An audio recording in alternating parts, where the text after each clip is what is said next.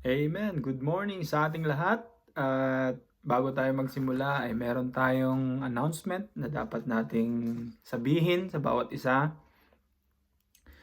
At sa lahat ng mga members na natutulog dyan sa ating church ay kailangan medyo sensitive tayo sa ating mga gagawin. Okay? So, kailangan pag kayo ay natulog dyan, hindi kayo maingay, hindi kayo magulo kasi meron tayong mga kapitbahay dyan na may mga bata natutulog at hindi tayo pwedeng maglaro ng gabi dyan o madaling araw para hindi sila naiistorbo. Kaya pag kayo ay nandyan sa mga rooms natin, wag tayong maging magulo, baka ireklamo tayo diyan, ano? So, 'yan ang dapat nating tandaan. And then, kapag may kailangan si Sister Pearl, ay kailangan nandoon tayo, tumutulong para i-assist siya, no? Kasi habang wala pa ako diyan, talagang mahihirapan sila kasi Sister Pearl ay buntis. Kaya, tulungan niyo siya at kung ano yung pangangailangan na ibigay na kailangan niya, tulungan natin. Amen? So, nandyan pa ba kayo? Si JC, nandyan ba? Si Johanne, nandyan ba? Say amen. Si Gab, si Jeric, si sino pa ba? Si Irene. Okay? So, dumating na sa Pilipinas yung pasalubong ko diyan, naka-ready na ha. Okay, sa katulad ng pangako ko, lahat ng mga faithful, syempre meron tayong pasalubong diyan. At hindi naman tayo nagbibigay ng pasalubong dahil gusto mo lang umattend, hindi ganon. Gusto ng Panginoon na kayo ay maging tapat sa Kanya. Okay? So, sa ating pag-aaralan ngayon, buksan natin ang ating mga Biblia buksan natin ating Bible. So, dito napakalamig, no? Kung dyan 26, yung malamig na sa inyo dyan, 26, 25, dito 3, okay, 2, napakalamig. Kaya ngayon lang ako naka-experience ng ganun, kalamig, ano? Pero ganun pa man, ang tatalakayin natin ngayon ay napakalaga. 1 John chapter 4 verse 19. 1 John chapter 4 verse 19. Tingnan natin sa 1 John chapter 4 verse 19. Nakita na ba? Say amen. Sabay-sabay nating basahin. Ready, read. We love Him because He first loved us. Verse 20. If a man say, I love God, and hated his brother, he is a liar. For he that loveth not his brother, whom he hath seen, how can he love God, whom he hath not seen? So makikita natin dito ang kahalagahan ng pag-ibig. Tayo manalangin. Heavenly Father, we are so thankful, Lord, for your blessings. Sa mga nagdaan na panahon, kayo pong nag-ingat sa amin. Sa mga pagpapala ay salamat sa mga ito at patuloy niyong pagpalain ng bawat isa. Sa pakikinig ng iyong salita, nawa kayo ang siyang tumulong sa aming mga kalusugan sa pang-espiritual. Mabigyan ng karunungan sa pakikinig ng iyong salita, tanggalin ang mga negatibo sa aming puso at isipan upang makatanggap ng iyong salita. Sa pangalan ni Jesus, amen. Okay, pwede na tayo umupo. At napakahalaga ng ating pag-aaralan dahil ang pag-aaralan natin ngayon is genuine relationships. Genuine relationship. So, meron lang tayong dalawang tatalakayin ngayon. Yung una is the genuine relationship with God. Ito yung relationship sa Panginoon. Ito ba ay totoong may relasyon tayo sa Panginoon? Okay? So, ang ibig sabihin niyan, sabi rito, we love Him because He first loved us. Pag meron tayong relationship, we show love. Kapag tayo ay may relationship sa ating mga magulang, we show love. Pag meron tayong relationship sa ating mga anak, we show love. Ibig sabihin, merong pag-ibig na ipapakita.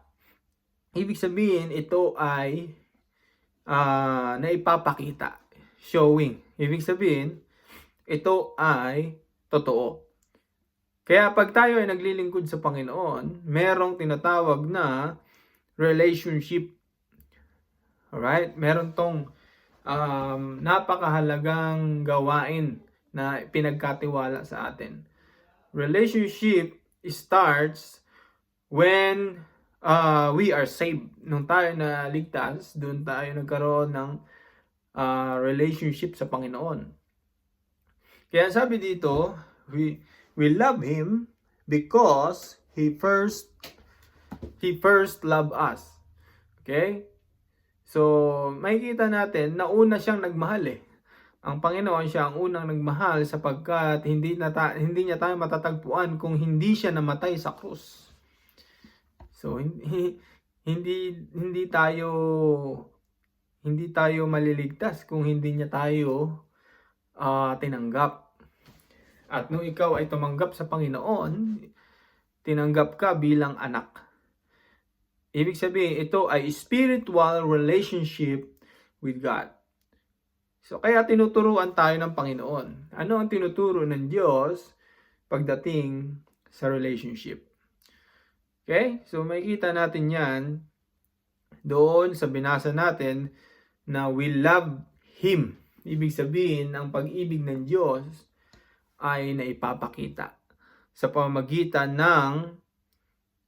ng ating mga gawa. Hindi mo pwedeng sabihin na mahal mo ang isang tao kapag siya ay wala siyang pinapakitang pagmamahal. Ibig sabihin, nung si Kristo ay namatay sa krus, pinakita niya yung pagmamahal na yun. Hindi niya sinasabi lang. Kasi maraming tao ngayon, sinasabi lang ito. Okay? So, bakit kailangan ng pag-ibig sa atin? Dahil siya ang nagmahal, siya ang susundin natin. God is the origin of love, where people intermingled. The definition. Ibig sabihin, ginulo ng tao yung definition ng pag-ibig. Ang pag-ibig ay hindi yung dahil gusto mo lang ng babae o lalaki na makasama para magkaroon kayo ng physical contact. Hindi ganun ang pag-ibig. Tawag doon ay lust. Sa Tagalog, kalayawan. At pag nanguna ang kalayawan, nagiging sakim ang iyong kalooban. Kaya mag-ingat tayo mga kapatid sa ating pag-ibig. Noong ang mga Ephesians, they left their first love. Okay? Kahit sila ay gumagawa sa Panginoon, pero they left their first love. Puro na lang sila gawa. Kailangan merong pag-ibig, yung devotion mo sa Panginoon, yung prayer life sa Panginoon. Kaya pagdating ko dyan, ibabalik natin yung prayer meeting kasi napakahalaga nun. At pangalawa is the relationship with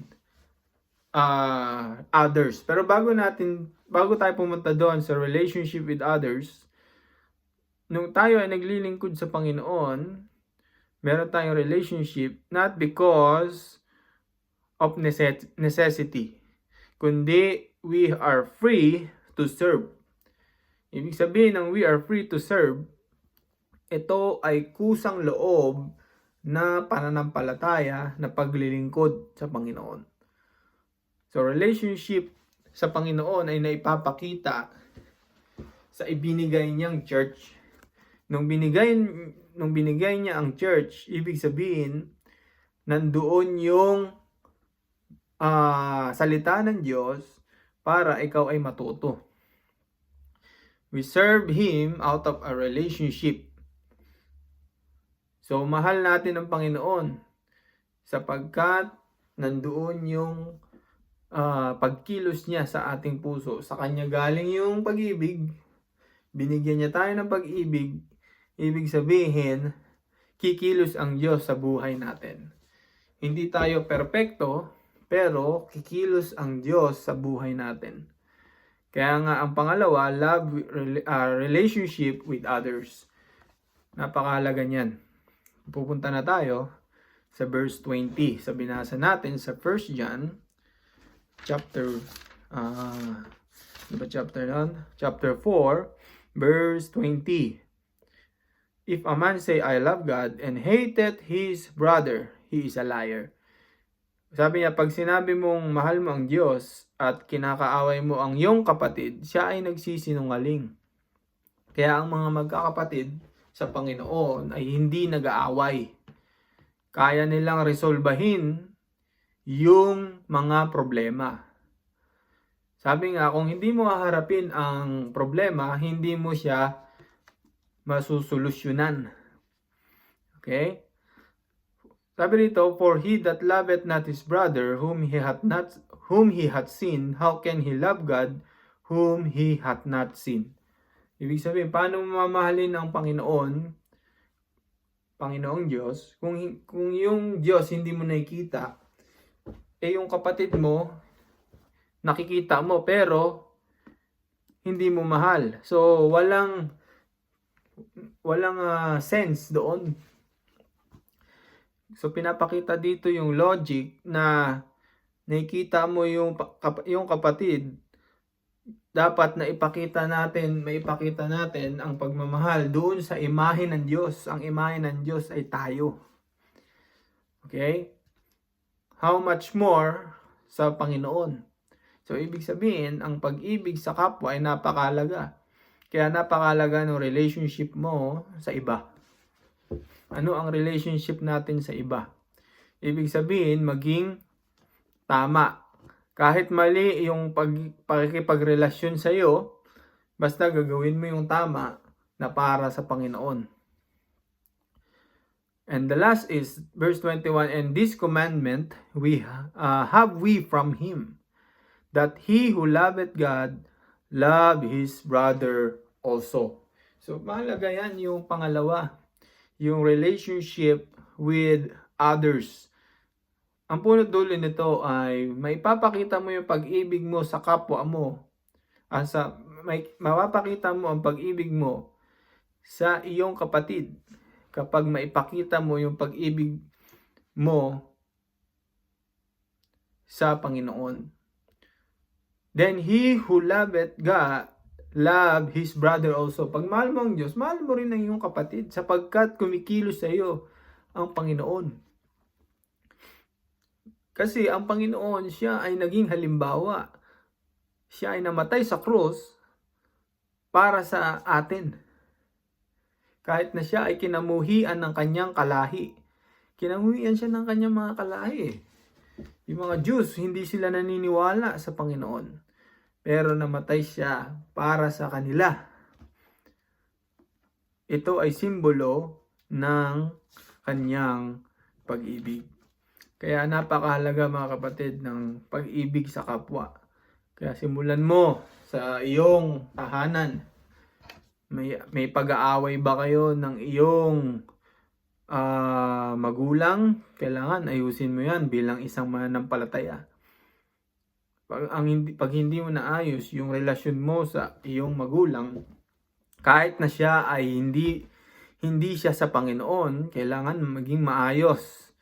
Ipakita mo na ikaw ay nasa Panginoon sapagkat ito ay magandang ehemplo. Paano mo sila maidadala sa gawain ng Diyos kung ikaw mismo ay sinisira mo ang relasyon mo sa kanila? Kahit na pangit ang pinapakita sa iyo, huwag mong ipaghiganti na ikaw ay tama. Ikaw ay maghiganti ng kabutihan, hindi dahil ikaw yung tama. Okay? So, ibig sabihin, katulad ng pangalawang utos ng Panginoon, sabi doon, love your neighbor as thyself. Yan ay utos ng Panginoon. So, paano mo mamahalin ang kapwa mo? Ang una dyan ay yung mapagpatawad na ugali. Kasi ang mapagpatawad, ugali yan. Hindi ka nagtatanim ng sama ng loob. Kapag masama yung loob mo, parang halaman yan, lumalaki. Dapat ang sama ng loob ay hindi tinatanim, tinatanggal. Amen? Yung pagpapatawad ay mahalaga yan sa tao at mahalaga yan sa ginawa ng Panginoon. Basahin natin sa Ephesians chapter 4, verse 29.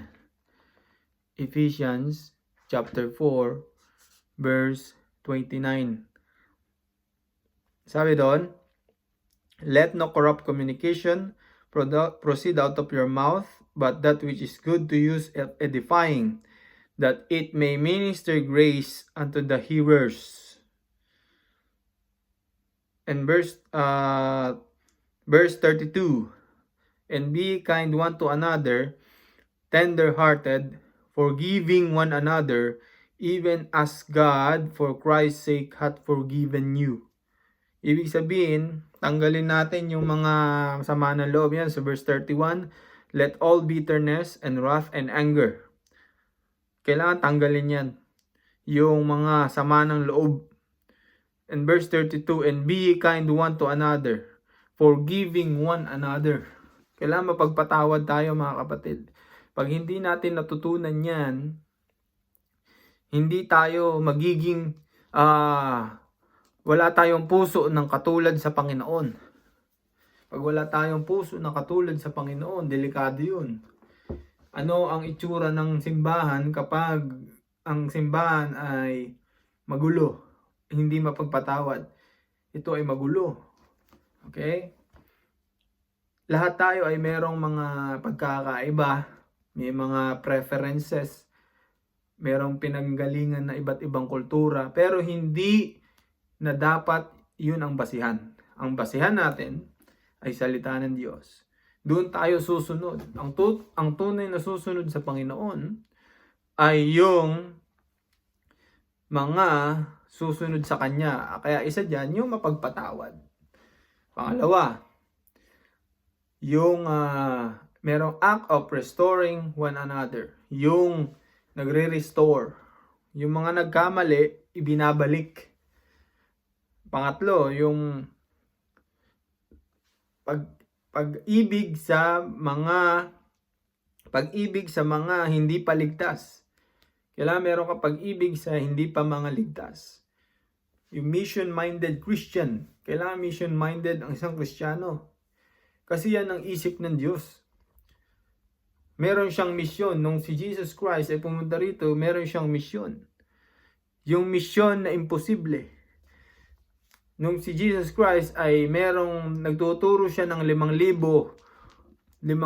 na tao, mahigit. Kumuha lang siya ng 5 tinapay at 2 isda at ginawa niyang 5,000. Napakain lahat at meron pang sobra. So ibig sabihin yung misyon na imposible ay babaguhin ng Diyos ang isang tao. Kung iniisip mo imposible yung isang taong maligtas, yun yung maliligtas. Kasi walang imposible sa Panginoon. The one who loves to tell about Jesus. Yung trabaho natin ay sabihin yung salita ng Diyos. I-encourage yung mga nag-backslide. Ituruan yung mga bata. Turuan maging malakas sa pananampalataya. And last, yung generosity. Yung nagbibigay sa nangangailangan. Nagbibigay sa gawain ng Diyos. Nagbibigay sa lahat ng bagay na mabuti. Kaya nagkakaroon ng mabuting relationship. Unang-unang magiging testing sa atin pagdating sa relationship ay sa loob ng tahanan. Dapat maging maayos yung relationship mo sa iyong tahanan sapagkat ito ay napakalagang bagay. Kasi kung ano ang iyong loob ng tahanan, yun ka. Ngayon, pag binago ka ng Panginoon, kailangan meron kang prinsipyo na dapat gawin, na dapat gampanan. Magkaroon tayo ng kalakasan sa pananampalataya. Kaya napakahalaga mga kapatid ng pag-ibig sa kapwa. Okay? So ang pag-ibig ay hindi siya one-sided. Hindi rin siya natutuwa sa kasalanan. Ibig sabihin, pag may mali, itatama. Ngayon, pag may pag-ibig ka, sasabihin mo yung tama, hindi yung mali na nasa Panginoon. Kaya ang pastor, sinasabi niya yung tama sa'yo. Akala mo, pinapagalitan ka. Pero, nandun yung pag-ibig. Okay? Ang pag-ibig, hindi siya yung mabuti lang, masarap sa pakiramdam lang para sa'yo. Minsan, ang pag-ibig ay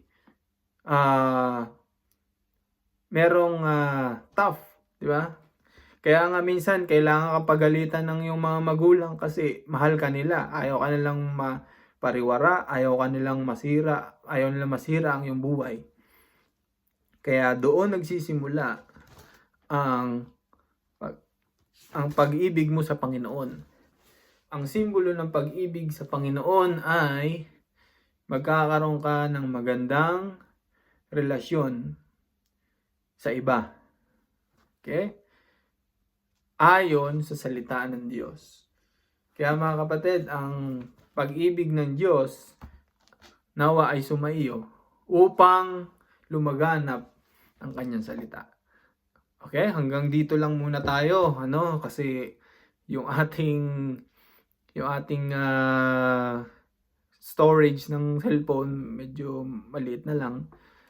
Ang gagawin natin, I think every 20 minutes lang muna ang ating preaching para maging maayos yung ating download, kasi matagal din mag-download sa ating sa mga social media.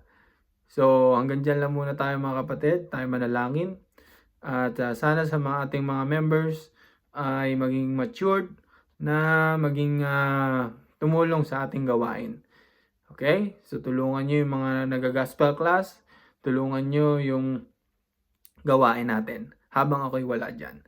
Okay, so sa pagbalik ko, andyan yung ating mga pasalubong at marami tayong dapat gawin sa ating gawain at tayo ay mag-enjoy lamang dyan. Okay, so let's pray. Panginoong Diyos, salamat sa iyong biyaya, kayong kumilos sa aming mga kapatiran doon sa Pilipinas. Kayo po mag-bless at mag-ingat sa akin dito sa Australia. Kayo po mag-bless sa bawat isa at ingatan kami sa mga bagyo, sa mga trahedya, at kayo po patuloy na mag-ingat kay Sister Pearl sa kanyang kalusugan, ganun din sa kanyang pagbubuntis, ganun din kay Jairi, kayo po magbigay ng kalakasan sa kanya, at sa lahat ng mga members, kayo po mag-ingat, Lord. At ganun din sa aming pagsalu-saluan, kayo po mag-bless at kayo po siya maging malakas at maging mapagmatiyag sa amin upang kami ay ingatan nyo sa pangalan ni Jesus. Amen. Okay. Ingat kayo dyan. God bless.